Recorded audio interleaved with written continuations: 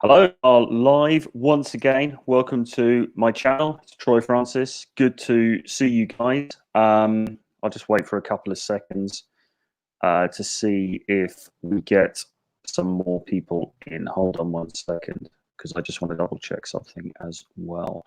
Sorry, this is a little bit late. I was just out doing my daily exercise, the daily exercise that is allowed by the UK government. And yeah, it was pretty cool. And so now I'm back. And listen, we are having some glorious, glorious weather in the UK at the moment. It's really awesome. And the lockdown is certainly easing here quite significantly. They're putting in more they're putting in more measures in order to ease things further as we go into next week. So it's all good. It's all good. And it was kind of like, what I was saying at the beginning of this, this was never forever. This was never going to be a situation that was going on in perpetuity. And I think people kind of thought that at the beginning, and people got very paranoid about the illness itself as well. And I mean, look where we've ended up. Look how things are now. The reality is that actually, although sadly there have been many fatalities, it hasn't been as extreme as some predicted. And actually, lockdowns are now easy because, surprise, surprise, right? Countries quite like having an economy, okay? And so there was a lot of paranoia that I saw from, people who are sort of saying this is a kind of a new world order type plot in order to subjugate the masses and everything like that.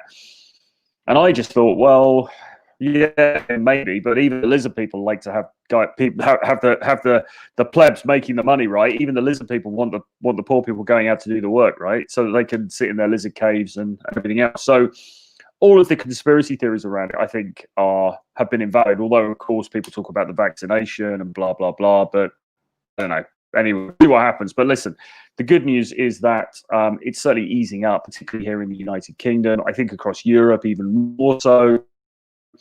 United States, we're starting to see an easing of this in various states as well. So this is all good news, right? Because what does all of this mean?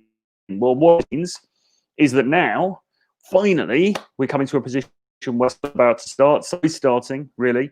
And, we can go out and we can go and take advantage of that. And are you ready to do that? This is the question. Are you ready to go out there and smash it, to take advantage? Not in that sense, but, take advantage of this new opportunity for freedom. Go and sow your wild oats. Go and get out there in the dating scene and are you ready to do that or not, right? Because if you're not, then you fucking, you need to be. And now is the time to be limbering up. The lockdown was 100% more about panic control, not the virus itself. We won't get too much into that, but I think I don't know. There was certainly a lot of panic at the beginning of this, and I think that was whipped up by the media, and I think lockdown was sort of put in place in order to make it look as if governments were doing something right. Make it look as if they were on top of this thing, right? Because nobody kind of knew what was going to happen, and obviously, as things have turned out, as I say, in the main, it hasn't been perhaps as bad as people thought, and certainly the mortality rate is pretty damn low in order of the entire world economy. But that's another story anyway. Mr. Cabal, is that Cabal as in the Cabal? Or, but anyway, hey Troy, I love coming to the States on an internship and using your techniques to get off to a fresh start. That is awesome. Thanks ever so much for that, man. That is really, really cool. I might screen grab your comment if you don't mind, because that's quite a cool testimonial. But yeah, I'm glad to hear that. So whereabouts in the States are you moving to? Obviously, those guys are starting to open up now. So it's a good time to be going. Really good time to be going for sure. And it's going to be a lot of fun, I would imagine. JD says, they were very quick about opening up non-essential businesses in the past week or two, thankfully. Bars, restaurants. Whereabouts are you then? Because that hasn't, well, I suppose we've got some bars open in the UK now, but they are open just to serve takeout beer, aren't they? They're not open in terms of you can go in and kind of party or anything like that. But I think non-essential shops are opening up here. They're saying the 15th of June. There's some more easing of the measures next week. So, and you can see the you can see the way that people are starting to come together again. I think everybody's just fed up with it now. I think everybody realizes, I think a lot of people feel that there's been an overreaction. They're probably right. And I think a lot of people just kind of want to get back to normal. They just want to get on with their everyday lives. And so when somebody yesterday was saying, you know, is it going to be difficult to do like daytime approach, for example? My view is probably not. I mean, in some circumstances, yeah, maybe. You know, you might meet somebody, you might meet a girl who's really, really nervous about it because she is really still worried about getting the illness. But in general, from what I'm seeing, I think people are just out there and socializing. I think everybody's, and this is exactly what I said was going to happen. You know, everybody was sick of getting locked down. Everybody was sick of the restrictions, and now they just want to get out there and meet each other and party. So it's a good time. Tipu says, how should I freelance my skills and be self-employed? It's a big question, man, and it's not really on topic for today, but I mean, certainly this is something that I'm quite keen to cover as we go forward, because I've already done, you know, I've written a lot about self-employment. I've made a course about personal branding and so on and so forth. So it is something that I can talk about to an extent. But in terms of freelancing, I think, well, the only advice I can give is to look at the big freelancing sites. It depends also what your speciality is, of course. But you've got the likes of Upwork, you've got the likes of Fiverr. You can advertise your services on there, and you can pick up clients that way. I mean, that would be my main take on that. But I'm not an expert in freelancing, and I think the difficulty with those sites is that you are competing with a lot of other people. And that pushes prices down, and it makes clients very demanding, and etc., etc., etc.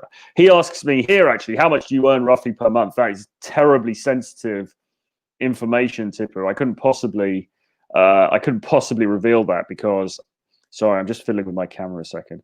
That is very, very sensitive information. But what I can say, it varies. It really varies. What I can say is that this year, as in this calendar year, has been the most successful year I've had so far. And I predicted that was going to happen anyway. I mean, of course, coronavirus came in and threw everybody into a spin. None of us expected what happened with Corona. But in spite of that, I knew that this year was going to be really, really good for me, because I knew that the momentum was starting to build up, because I was obviously building up momentum, having done Rule Zero for a long time, building up momentum on this channel. You know, the subscriber numbers on this channel are going up. The views have been sort of up and down, but I mean, in general, the views are going up. You know, you can feel that momentum starting to come through, and I could see the sales of my books and everything. And I knew that this year was going to be really good. And indeed it was, right? Because this year, aside from selling the books, I also launched the Renegade Dating Infield thing, and then the CAD Academy, and both of those were very successful. So money-wise, it's looking quite good. But then, of course, at the moment, I'm selling the books and I'm doing some consultations and things, but I don't have a big launch at the moment. So the model that I'm using is to launch a product once a quarter. So CAD Academy will open about once a quarter, and we'll bring new students in, and then there's obviously a spike of revenue. Then in the months in between, the revenue goes down, but that's not necessarily a problem, because if you make enough in the spikes, it doesn't, it kind of evens out over the year, if you see what I mean. But certainly now I'm in a position where I think it's fair to say I'm earning more than I was when I was doing my corporate job, and I was pretty well paid in my corporate work as well. So, it's become lucrative. I mean, I'm not a multimillionaire. I haven't got a Lambo parked outside or anything like that, but it's become quite lucrative, and I only see that going, increasing, going further up. But it's a bit of a slog to get there. It's not an overnight thing. It certainly hasn't been an overnight thing for me, but it has been incredibly rewarding, and it's definitely something that I would recommend. But obviously, I'm not a freelancer, really. I'm not really offering. I mean, I've done some consultations and stuff, but I'm not really offering a service out to other businesses in the way that a freelancer does. So freelancing is a bit of a different kettle of fish, and really, people have different opinions on freelancing. Some people say don't do it, because you're almost just replacing your Internet went off a bit there, I think. You're kind of just replacing one job with another, effectively. You know, you've just got an employer, just a different sort of employer. So I don't know. You need to have a think about that. He's also in London. Good stuff. It's beautiful weather, isn't it, at the moment? I'm ready to walk the streets for some sweet day game. Indeed, absolutely. And I think, as I say, like, it looks to me like that is really, really starting to pick up. You know, people are out and about. The girls are in great moods. Everybody's like it's really hot, so people aren't wearing very much. I mean, it's a very, very intense sort of atmosphere. You can feel that sexuality building up that we talked about before. You can feel the fact that people have been shut up for so long and now they just want to fucking break out, right? And so you've got to be prepared to go out there and take action, which is starting to bring us on to our topic for today. Help desk. The help desk is called. Thank you. Can you help with my internet? Troy, should you approach women that are not wearing face masks more likely to interact? Yeah, I think so. I think that makes sense. But you can certainly look for indicators of interest, let's say, even from people girls who are wearing masks, because just because they're wearing a mask, you know, she's still got eyes, she's still looking around, she's still probably feeling that sort of springtime, you know, little bit of spring in her step. And, you know, you don't want to miss out on opportunities just because somebody's wearing a mask, right? So I would say it depends. But I think as a rule of thumb, yeah, of course, if somebody's wearing a face mask, it indicates that they are somewhat more concerned about this issue. And yeah, you know, all things being equal, maybe they're going to be less keen to chat. However, that, you know, that is not necessarily 100% a given. So, you know, you just have to weigh up the cost benefit analysis of it. If it's somebody you think is amazingly cute, you're really attracted to, then you might want to go for it anyway, just take the risk. Or if it's somebody and you see that they've given you some sort of indicator of interest, then you might want to go up there and start a conversation as well. Anyway, regardless of the mask, you know. I keep forgetting to ask, what's your opinion on the YouTube channel Charisma on Command? Yeah, I like it. I haven't watched loads of it, but I've watched some of it. I subscribe to it, and yeah, he's pretty good. I like some of his stuff. I like his charisma breakdowns very much. They're really good. Yeah, I think he's got some good stuff on there for sure. I mean, he's doing really, really well, isn't he? I mean, he's got loads of subscribers, so clearly people are into the material, or it appears that way anyway. So yeah, no, I like it. It's good. Any money advice? I don't know. It's not really the right stream, man. You've got to find what you're good at, what you want to do, and then you've got to take it to the max. I think that's you've got to find a way to monetize it. You know, there are lots of ways to monetize.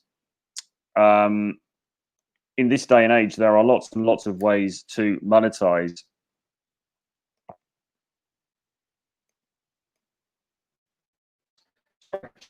In this day and age, there are lots of ways to monetize your skills. So you want to find out what you're good at, you want to find out what you're passionate about, and you want to just take that to the max and find a way to promote it online, if you like. Ali J says, still working on starting with saying hi to people, taking action. It's hard, but it's necessary. Yeah, I mean, absolutely, it is hard and it is necessary. You need to just start taking that action. And at the moment, given the situation, maybe going in there softly and sort of just saying hello to people, and you know, not going in for anything too dramatic or adventurous at this stage is probably a good idea in order to build up.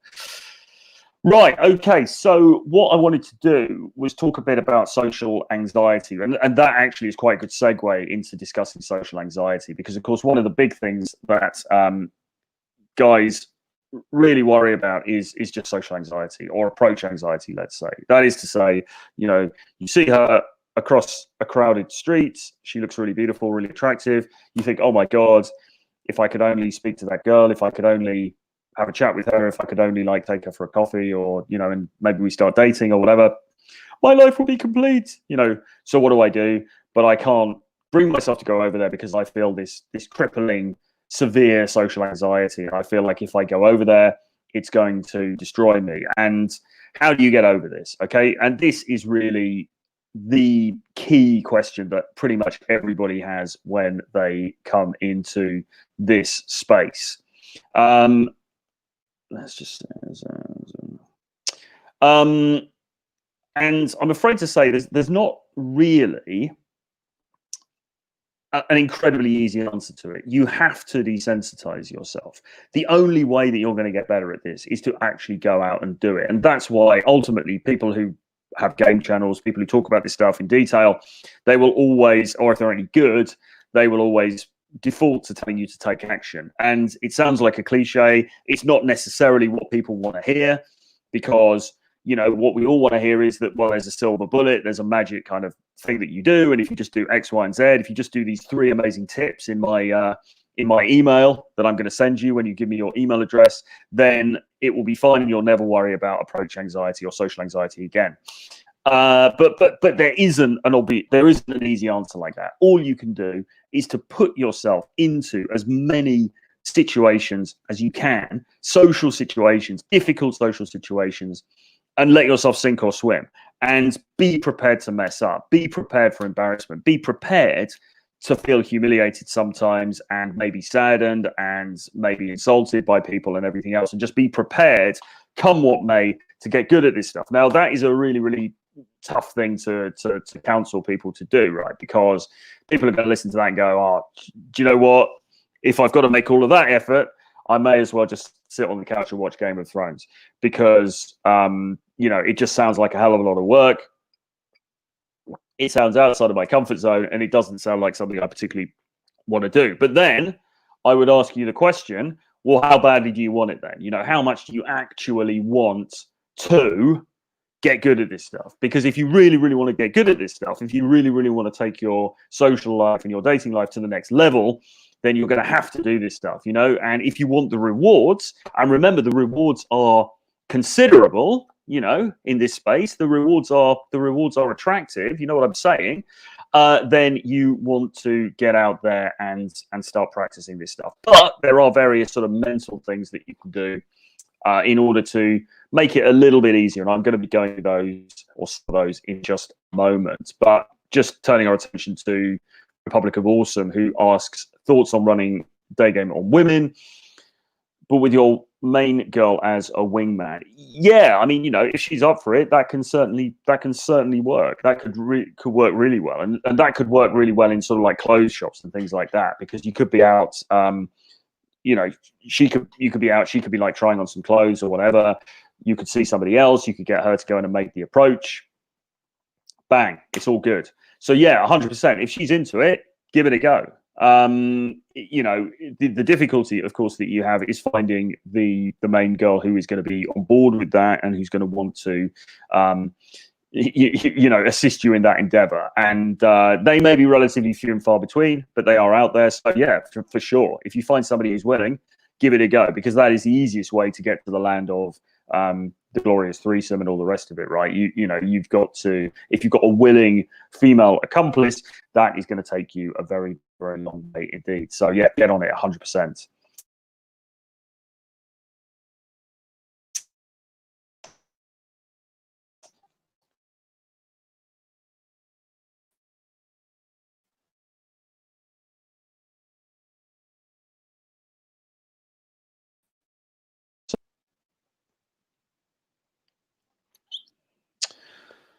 Sorry about that. I've just had some online problems today. Ali says, question on your $50 membership. So he's talking about my VIP membership area. So the link is below. So you can join that. Currently, at the moment, it's open for entries. And he's saying, will you provide accountability partnership so that we will take action consistently? Well, yes, because what we do is we have a monthly Zoom webinar, rather like the body language mastery webinars, if any of you guys have been in those that John, Modern Life Dating, was doing. And, you know, I'm up for doing them more than once a month as well. I think we'll do them once a month initially, and then we'll see what the dynamics like, see what the demand's like. So with the Zoom webinars, yes, there will be accountability, because we'll know where we all are in terms of what we want to achieve and in terms of our, you know, goals and aims and everything. And we'll certainly be spurring each other on, and we'll be looking for reports back on what you've done. And yeah, you know, we'll be spurring you on. The other thing is as well, that you also get the there's also a Facebook group with the membership site now, and on the membership site again we will add in further accountability, so people will be asked to, you know, report back on what they're up to, what they're doing, and they'll be able to ask other guys, myself of course included, but the other guys on there as well, for help, for advice, for tips, etc., etc. So yeah, absolutely, accountability is 100% baked into that membership area. That's really the point of it. You know, it's in order to get a small select group of guys and to really push them on in terms of actually taking this thing to the next level, right? Because that's what we all want to do, right? I mean, there's no point in coming into this space if, you know, you just want mediocre results. You know, there's no point, right? So if you come into this space, and particularly if you come into the membership area, link below, then that is about taking real action and really, really setting out to change up, you know, your life and to change up your results. Thomas is here. Hello, Thomas. How are you? How do you rate affirmations and other preparations as a tenet of overcoming anxiety? Yeah, I mean, 100%, man. They are very, very important. So now we're going back slightly to the main topic of the day, which is social anxiety and how to overcome it. So one way to do that is, as he says, the use of affirmations, and the other one, I suppose, is visualizations. I tend to sort of put those two together a little bit. So affirmations would basically be like, you might wake up in the morning and you would select some things that you really want to sort of improve about yourself, or you select things that maybe you feel a bit insecure about, and you put together an affirmation. And an affirmation is just a sentence, a positive sentence about yourself that relates to that thing. So you might say something: I am incredibly good looking. I am incredibly good looking. I'm incredibly good looking.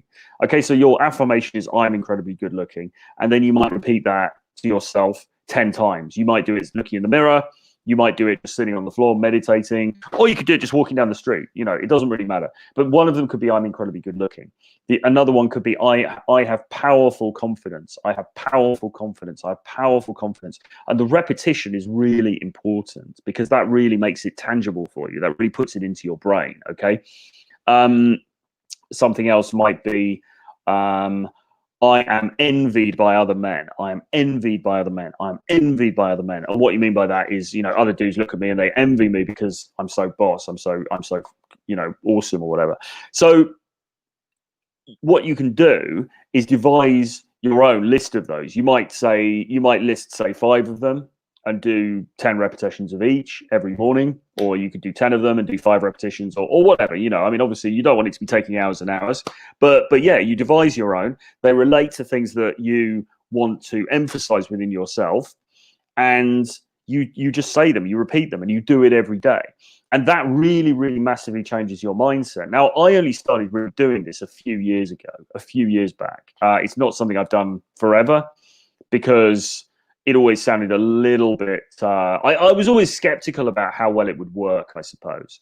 But what I've actually found is that it works really, really well. It works incredibly well. And I think the reason for that is that you are effectively reprogramming your brain. And what I realized when I was thinking about it was I used to, you know, I'd go to work in my corporate job, I'd put my music on, I'd be listening to some chody, like sad music, and be going to work pretty depressed. And I would be really down on myself, you know. And the way that we treat ourselves, the way that we talk to ourselves, our self-talk, it's actually called, is often pretty appalling. You know, we can often be really, really horribly judgmental of ourselves and really negative about ourselves when we are lost in our own thoughts. You know, you think, oh, I'm such an idiot. I'm such a failure. Why did I do that? Why the hell didn't I see that coming? Why didn't I, you know, make this move? Why didn't I do whatever? And all of that it's not productive, and it just further reinforces our mental image of ourselves as a loser. Okay. And there's no value at all in regarding yourself as a loser, even if you are a loser. And, you know, objectively, who is a loser? Nobody is a loser unless you just lay in bed and you just give up. Okay. The only way to be a loser is to give up. If you haven't given up yet, you're not a loser. You're just somebody who's on the path. Okay. but there's no value at all in conceptualizing yourself as a loser, in sort of perceiving yourself in that negative way. I mean, that's just not going to do you any favors. So given that you're going to have some form of self-talk, given that you're going to be telling yourself something internally, then it might as well be something massively positive, right? Because why not, right? If you've got the choice between negative and massively positive, why not just try massively positive for a period of time? So that's what I did, and I started doing it a few years ago, and I was really surprised at the results. I was really surprised with how well it works and how it sort of just bolstered my mood, and it just took away a lot of that negativity and a lot of that kind of bullshit, really, that was sort of just sort of holding me back. And so yes, I would say that is certainly one way of overcoming anxiety, of overcoming social anxiety, but it doesn't take away from the need to actually take action. Also, it doesn't take away from the need to actually throw yourself into the interactions, because as I say, the only thing that's really going to dull the discomfort of those real life interactions is actually doing them and then failing them and then failing at them and then being okay at failing at them, if you understand what I mean. Adam says, I'm 42, looking for younger women 30-ish, but they all have young kids or want kids, which I don't want to get involved with. Should I just go for older women with older kids who can commit to more time to me?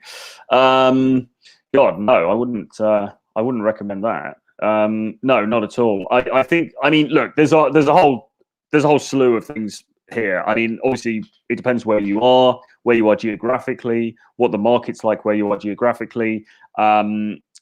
If it's not particularly favorable towards you where you are, is there somewhere nearby that you can go to? Like, say this guy lives in a small little town somewhere, and he doesn't have, the market is very small.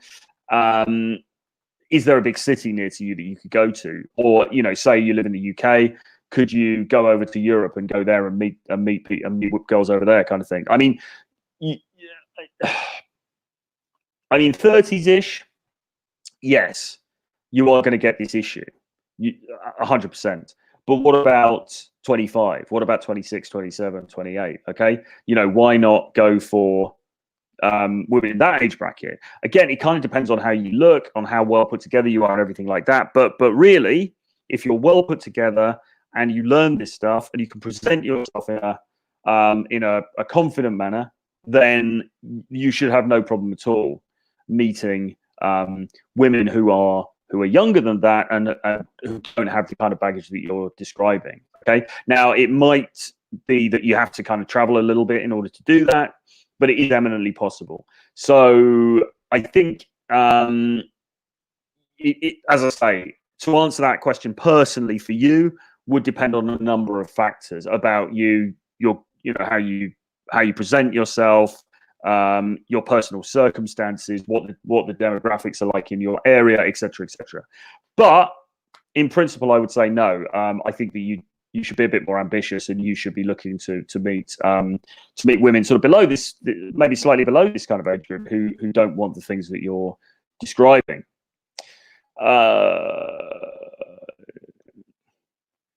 Why 30-ish? Nothing wrong with it, but you're smashing directly into baby rabies. Yes, absolutely, indeed. Well, so he says 30 taller than 40. Okay, but what about 25? What about 26, 27? Okay, so why not? Is there a way that you can go below that 30s threshold? Okay, and as I say, I think that depends on. Okay, well, mate. Okay, well, so am I, and I'm 46, right? So why not go to? I mean, okay, so I've got a friend who lives in Warsaw, which, as you know, is like what is it, an hour and a half on a plane or something from here. He's actually sort of moved over there now. He's in his 50s, and he is dating girls who are 25, 26. And he's not a particularly well put together guy. He's not particularly amazing looking or anything like that, because the cultural setup there is somewhat different, and there's less stigma attached to to an age difference. But even within London itself, you know, as you know, I mean, it's such an international place. It's definitely possible. I think. I mean, I don't know how many approaches you're doing. I don't know how many people you're meeting. I think you just need to take it up a notch. I think you need to be doing more approaching. I think you need to be maybe on the apps. I think you need to just be maximizing your pipeline, because 100% there are going to be women out there who fall into what you're talking, you know, the categories you're talking about, who aren't gonna, you know, who aren't going to try and tie you down, who aren't going to be sort of like so keen to you know, to jump into that sort of domesticity thing. So, you know, I mean, we're lucky here because Corona aside, we can get around. You know, it doesn't take long to go to Poland. It doesn't take long to go to Russia, Kiev, Ukraine. You know, I mean, there's just so many options around here as the travel starts to open up again. So yeah, we probably should have another conversation offline though, because as I say, it depends on sort of other factors about you and your circumstances and everything. But 42 is not old, man. I mean, you know, that's a good age. Texas outlaw. Right. Okay. So this is a good one. He's talking about, he said, I get very nervous when I talk to a girl and there are others watching or listening. I do fine one-on-one. How do I overcome this? All right. So it's a difficult one. What he's talking about is sometimes described as the spotlight effect. And what that means is that you go in, and this happens a lot in the daytime, but it also happens in nighttime approaches as well. You go in and you just feel like everybody's watching you. You feel like all those eyes are on you. And that really puts you off. Now, there are a number of things that you can do about this. The first one really is the first thing is that you can avoid situations where it's really, really high pressure. That's the first thing. I mean, I don't know whereabouts in Texas you are. Maybe say you're in Austin, which I believe is, you know, is quite a decent size sort of metropolitan area where there's a lot of, you know, potential around. You can go for the lower hanging fruit. Okay. I mean, this isn't a competition to do the most outlandish kind of approaches on the planet. Do you know what I mean? This isn't a competition where you have to go in and open a group of 10 girls and have all these dudes watching you from the sidewalk and everything like that. You know, you can go for the low hanging fruit. You can go and just speak to you know, to women who are maybe just out and about on their own, or just with one other friend or something like that. And you can select areas where it's a little bit less busy, so you don't have all of that. You know, for example, I mean, in London we have the subway, right? We have the underground train system, and you know, many people understandably find it a little bit daunting to go up and talk to somebody in one of the carriages. Well, you know, it makes sense because there's loads of people sitting there and it's quiet and they're all watching. So, you know, so that is difficult, but you don't have to do it there. You know, you can do it on the platform, you can do it in the street, you can do it, you know, there are ways to make this easier on yourself. You know, as I say, this isn't a masochism contest in order to do the most difficult approaches possible. But having said that, you know, at the same time, there are going to be these situations where it's unavoidable that there are people around you, that there are people watching. And the way that I would recommend that you deal with that is that you go in with very strong eye contact on her and you just block everyone else out mentally. And it's really, really possible to do that. And what you will find is that you very, very rarely actually get interrupted by anybody. Most of the time, people may look, they may have a little chat between themselves, but in general, they're not going to walk in and sort of interrupt, okay? So in general, you don't really have anything to worry about. If you do it with confidence, this is the other thing, people are even less likely to come in and actually do anything. So then, all you've got to worry about is the fact that some other people are watching. But so what, right? Because you're never going to see them again. You are never going to have to interact with them again, and particularly if you live in a larger place, which hopefully you do. So, you know, phase them out. That's always been my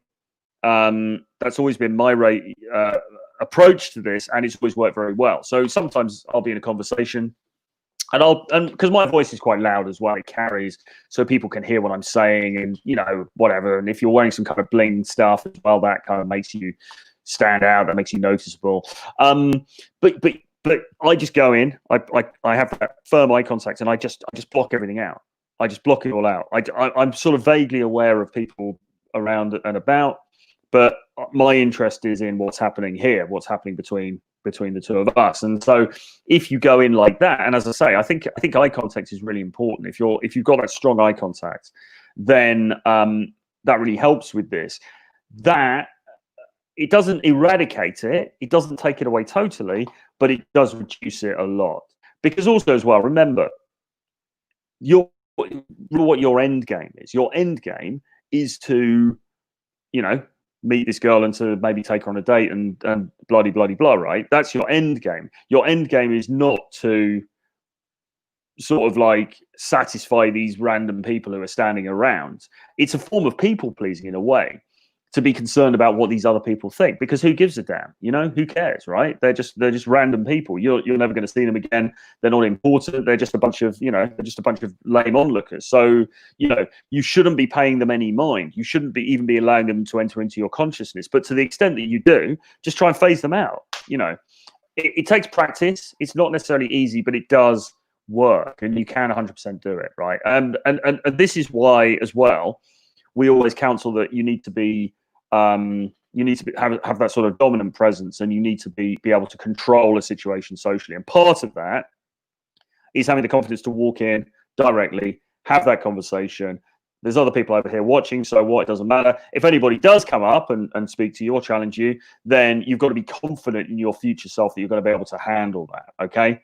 And again, you get to that through practice. You get to that through throwing yourself into lots of social situations. So, I mean, what's the worst thing that can happen?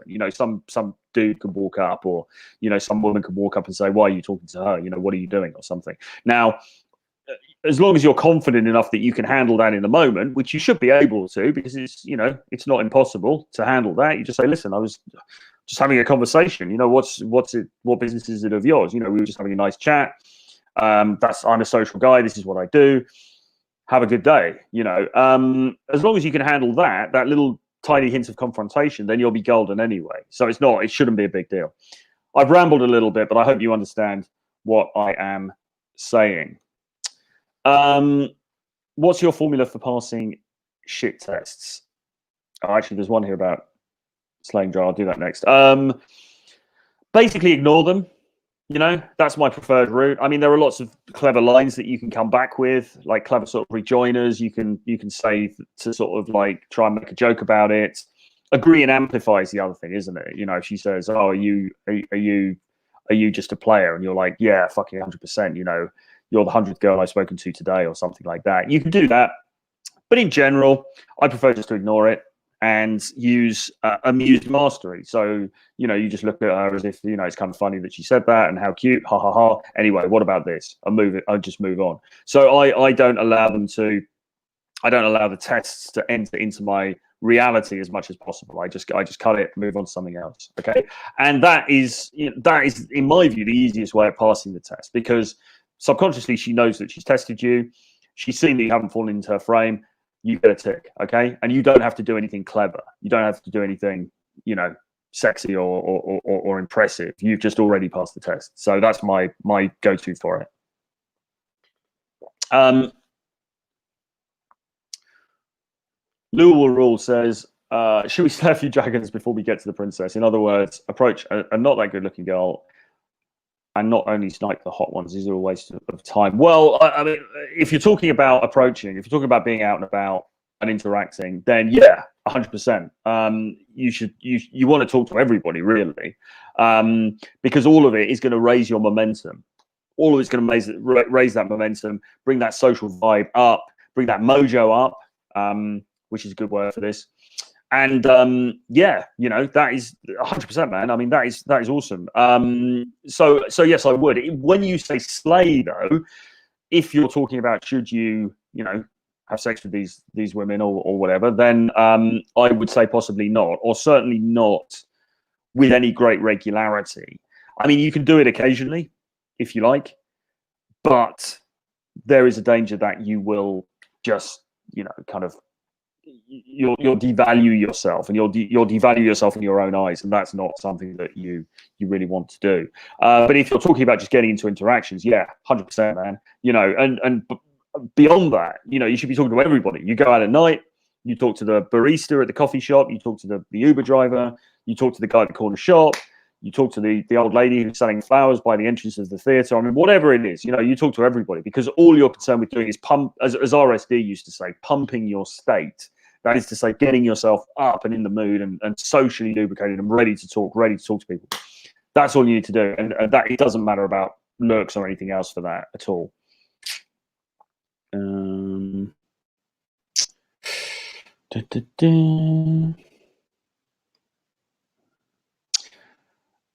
the negative self-talk, how to forgive oneself for past errors, how to bypass all those scars that bullies and toxic people help create in our psyche. Well, I mean, look, maybe it's worth going to talk to somebody about some of this stuff, because there are certain things I think that happen in people's pasts, or even in people's recent pasts, and it does mess them up, and it does weigh down on them. Okay. And when I did the book 10 Times Happiness, Zero Bullshit, which is basically a self-help book, it's not really about dating or anything like that. It's kind of generic, general self-help.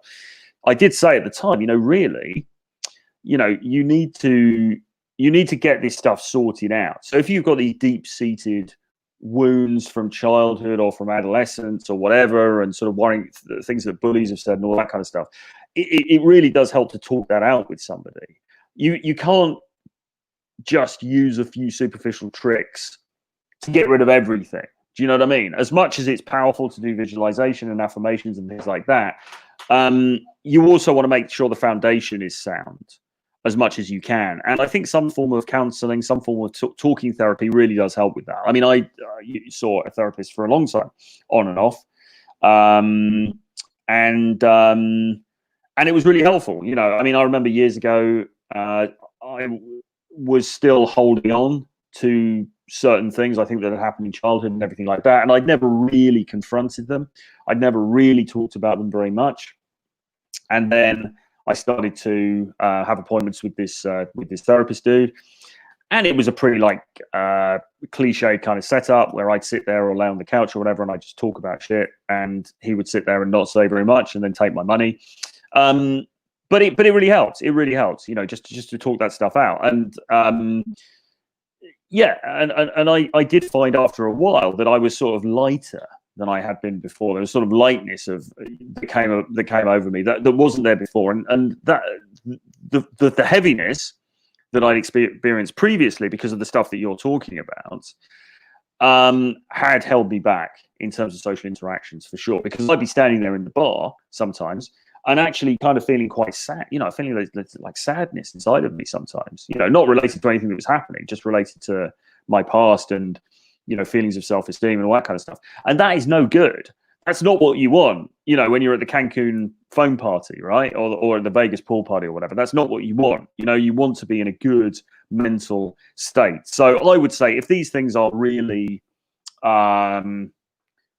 pervasive, if these things have been around for a while for you and they haven't gone away and they're not naturally going away, then maybe you want to look at that. Maybe you want to look at doing a bit of online counseling, or just finding somebody to talk to, finding a sounding board.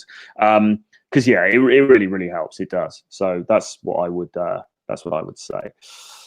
But drop me an email or something if you want to chat further about that, because that's quite difficult stuff. So yeah, let me know.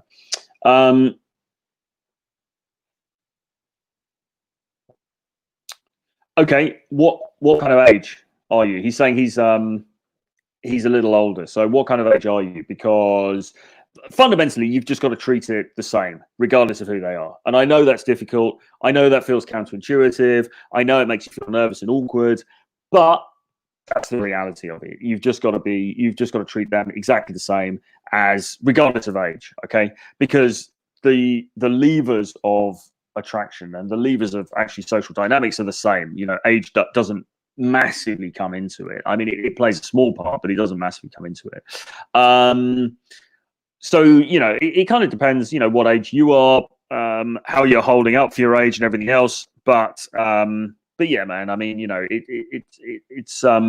it's in your head, right, as much as it is anything in reality. And it's something, like everything, you just need to work on. You just need to throw yourself in. And it's like the old thing, you've always got to think, what is the very worst thing that can happen here? And the very worst thing that can happen in most cases is nothing very much. So, you know, you might as well just give it a go, because every time you give it a go, regardless of what happens with that particular action, you are building your skill set, you're building that muscle, you're building up that strength, and that's really, really powerful. Because momentum, by the way, and I was talking before about momentum, I was talking about state, you know, going out on a night out and you talk to everybody, you talk to the taxi driver, you talk to the guy at the bar, you talk to blah, blah, blah. You talk to the less attractive girls, let's say, and all of that is pumping up your state and putting you in a better space. All of that is great, but momentum also builds up incrementally over longer periods of time as well. So it's not, momentum builds up on a micro level within one night. So you go out and at the beginning of the night, you're feeling rusty and you're feeling nervous and blah, blah, blah. And then towards the end of the night, you're feeling amazing and you can't do any wrong. But momentum also builds up over time as well. So it builds up over a month or a period of months. You know, if you're going out and you're taking this action, by the end of a 3-month period, you're going to be miles ahead of where you were right at the start. Okay, so, you know, something to bear in mind as well. Cancun phone party. Yes, indeed. Indeed. Yes. We need to find out where this phone party is and invade it. It sounds really good. Republic of Awesome says controlled exposure is the key to overcome performance anxiety. Block out the people that don't matter to your performance. This is true. And I'll tell you something else. I don't know. Let me know how helpful you think it is. I've been reading all this stuff about acting recently, and I've been incorporating lessons from acting into my material, what I'm talking about, because I think there are a lot of parallels between what actors do in order to prepare to play a role and what we're doing when we go out into the social sphere. And one thing that I read, and I think this was related to Joaquin Phoenix and when he was playing Joker. Sorry, Heath Ledger. I keep getting the two mixed up. It was Heath Ledger. I read some really interesting stuff about how he prepared for his role as Joker. And I think it was from that. But one of the things that actors will do is when they think about the role that they're playing, they will think, okay, so I want to be confident, I want to be ice cool, I want to be X, Y, and Z. I want to be these characteristics. And so they will build this character in their mind, and they'll think about what experiences would that person have had, how would they react in certain circumstances, blah, blah, blah. You know, they'll do all of this background work to get into the mindset of that particular character. And what they'll do is they'll almost have these mental boxes in their mind. So as an example, let's say Patrick Bateman in American Psycho. So he is somebody who lacks empathy. Okay, so the actor Christian Bale playing Patrick Bateman in American Psycho will to make use of the things in the boxes, the mental boxes that are useful for this character. And empathy is not useful for this character, so that sits in the box over here, and I disregard that. Okay, I'm not concerned with the stuff in this probably narcissism, bloody blah. Okay, there's a parallel with that and what we're talking about here in terms of onlookers and bystanders, because those people, what is your objective? Your objective is to get a positive result with this woman. Okay, the people who are watching and their thoughts about this and their criticisms or whatever you imagine they're thinking about you are completely irrelevant to your end game. So what you want to do is just disregard that. That's in a separate box. It's over here. That's just not something you pay any attention to. All you're paying attention to is what you want and the situation that's happening in front of you. Okay, and it's that kind of ruthlessness, because it is quite ruthless in a way. It's that kind of ruthlessness that is really going to help take your game to the next level. And most of the time, you're not going to be challenged, okay? Because most people, even if they're seeing something going on that's kind of like they want to gossip about and looks a little bit spicy and a little bit interesting, they're not going to walk up and interrupt. Most people aren't. You know, the only people who are going to do it are going to be people who've learned about this stuff or taken Cat Academy or something. I mean, most people just aren't going to do it. So you've pretty much got a free reign anyway, except for a couple of people maybe looking at you and saying stuff. Well, who cares what they're saying? It doesn't matter. It doesn't affect you. If somebody does come up and talk to you and say, oh, what's going on here, son? You know, why are you talking to this young lady or whatever? Then deal with that at the time. You know, just say, well, listen, I'm a social guy. what of it? This is just what people do. Human beings do. They talk to one another. It's all cool, man. So yeah, put it in a separate box, stick it over there, and don't worry about it. Just think about, be ruthlessly selfish about your objective, which is to get to know this new person here. Don't worry about them. They're irrelevant. I hope that makes sense. I know it's easier said than done. So other things I would say about killing social anxiety. The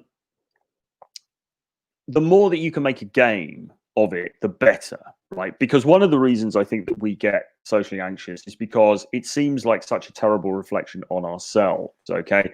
So if I go to a party and I try to talk to people at the party, and I talk to somebody and they seem kind of bored with what I'm talking about, and they're not particularly interested, and they look at me as if to say, who is this sad kind of character or whatever. That is going to make me feel bad, or that would make one feel bad, because it seems like a direct, not attack, but a direct criticism of your own worth. Okay, which, let's be honest, in a way it is, right? But then maybe you just had a bad night. So what? But in a way, it's a comment, or it's a criticism on the way that you come across. Okay, fair enough. That makes people feel bad. People don't like feeling bad, so that they'll avoid social situations in order to protect their ego. This is what it's about, protecting the ego when it comes down to it. So how can you eradicate that in yourself? Well, one way you can do it is make a game of it, and then it becomes less about your ego. All right. So if you say, imagine going to the same party. Imagine there's a party going on in your neighborhood. You've been invited and you're a bit nervous about it. And you think, well, listen, tonight I'm going to go to the party, but I'm not going to go as Troy. I'm going to go as this slightly different character, this slightly heightened character of myself. And I'm just going to imagine, just for laughs, just for the lulz, that this character is really, really confident and really forthright, and he just says he just says whatever the hell he wants to do. He's got no filter. And I'm going to go to the party in that character, playing that character. I'm not going as myself. I'm going as myself plus. Okay. And then you go to the party, and then for the 4 or 5 hours that you're at the party, you are consciously playing this role. You're not quite being yourself. You're being somebody else, just to see what happens. And you make a pact with yourself at the beginning of the evening. I'm not going to judge myself. Whatever happens, it doesn't matter. I'm not going to judge myself, because I'm not really being me. I'm kind of being somebody else. So you sort of playing that character. And when you do that, that lets your ego off the hook, because all of a sudden it's not about just you and your little ego. It's you are being somebody else. Does that make sense?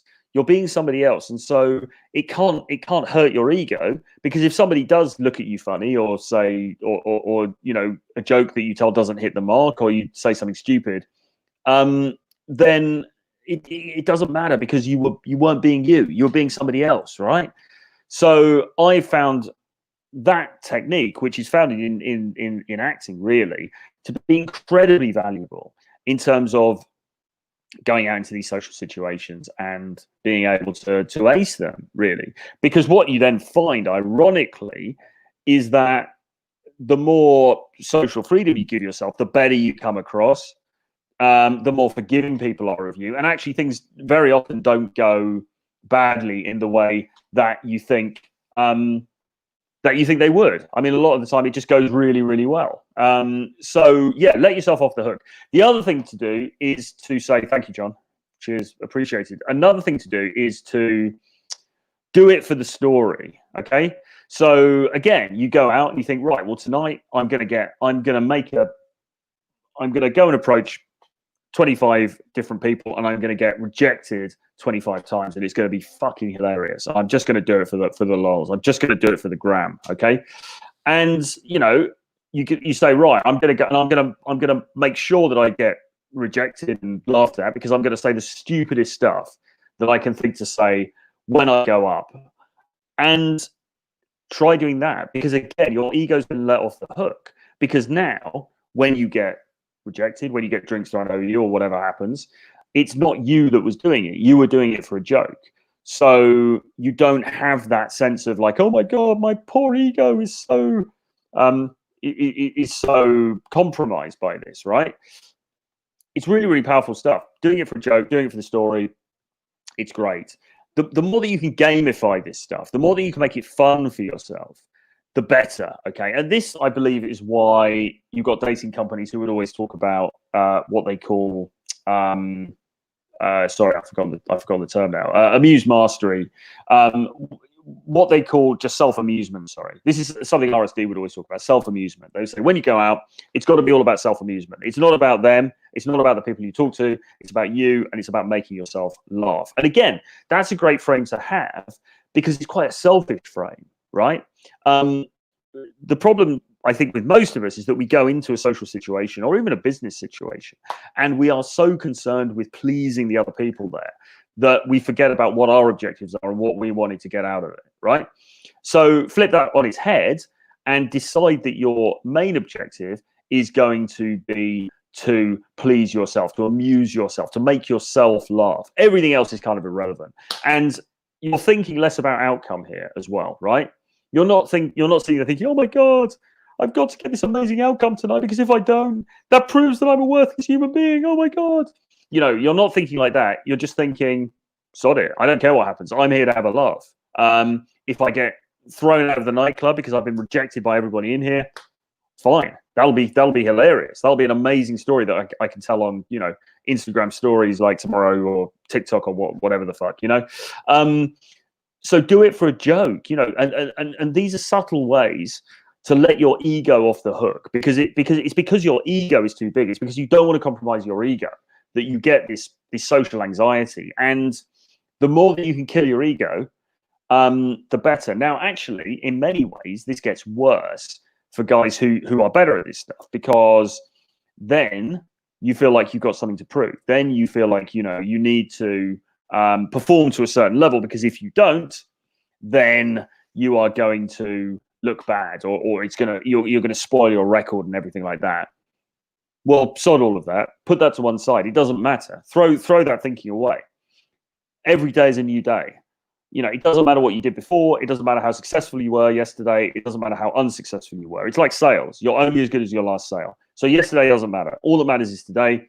Go out, have fun, do it for you, not for them. Don't people please, kill your ego. And that's really going to help. Republic of Awesome says, keep in mind, if a white knight butts in, if you stand your ground using game, odds are it will help you more than hurt. He may even turn her on. Yes, absolutely. I mean, the worst thing that you can do is fall into their frame. Okay, so don't fall into the frame of the white knight or the person interrupting. Just play it off, be cool, whatever. Who cares? Who cares what they think? It doesn't matter. It's irrelevant. It's entirely irrelevant to you and your life and your objectives, and that's the important thing. It is a great haircut. Thank you very much. Thank you very much. Yeah, first one for a couple of months actually because of the restrictions that we've been having here in London. But yeah, I think it came out pretty well, so I'm pretty pleased with it. Thank you. Rashid says, the more unapologetic you are, the more people let you off the hook as they. Right, this is a really key point actually, and this is a really good one to start to wind up on now because we've got to finish in a minute. But the more people you let off the hook, the more they just accept it as who you are. And that is really, really key, right? Because if you go to a club or you go to a party or you go to a bar, sometimes you'll just see that dude who's just like going around. He's acting crazy. He's doing stupid stuff. He's being crazy. He's just going all over the place, doing what the hell he likes, self-amusing, making people laugh, whatever, right? And people accept that because that's the frame that he's set. So they think that's just the guy. That's just who he is. That's just him. And they accept that, and they let him off the hook. Now, if you're the guy who's been standing in the corner, with your drink up close against your chest for like the whole night, and then you start trying to pull that stuff, they're not going to accept it because they're going to be like, well, hang on a minute, where did this come from? This guy's acting above his station all of a sudden. But if you're just like that from the beginning, as he says, people will just take that on board. They'll be like, yeah, he's a crazy guy. Cool. Whatever. He's the crazy guy for the night, and they'll let you get away with all kinds of crap. And actually, just in general, you'll be surprised socially what you can get away with. Actually, people are much more forgiving of eccentric and kind of crazy behavior than you would think. So, push the envelope and actually make a game of pushing the envelope. That is to say, pushing your boundaries each time you go out. See how much crazier you can be. See how much wilder you can be. It's just incredible. the kinds of stuff that you can get away with, the kinds of stuff you could do in social situations, particularly places like clubs and bars and things like that, because they're pretty crazy anyway, and you can really just take that to the next level. Amuse yourself, and everything else will follow on from that, okay? Because if you're having fun, you're having a good time, that's attractive, that looks cool, people are going to buy into that. It's all good. Anyway, listen, I'm going to have to call it to an end now. If you want to read more about my thoughts and views and my actions, my actual advice on dating and so on, Renegade Dating Blueprint is available below. You can also get into the VIP Mastery group. That's available. The link is also below. That is that mentoring program that we talked about before, where you get that accountability, you get the Zoom webinars on a monthly basis and so on and so forth, plus loads of other bonuses, extra material, extra videos, all that kind of good stuff. Links are below. Do hit subscribe to this channel. It really helps me out, just building up the audience, building up the subscribers. And listen, I hope you have a fantastic weekend, and I will see you guys again very soon. Bye-bye.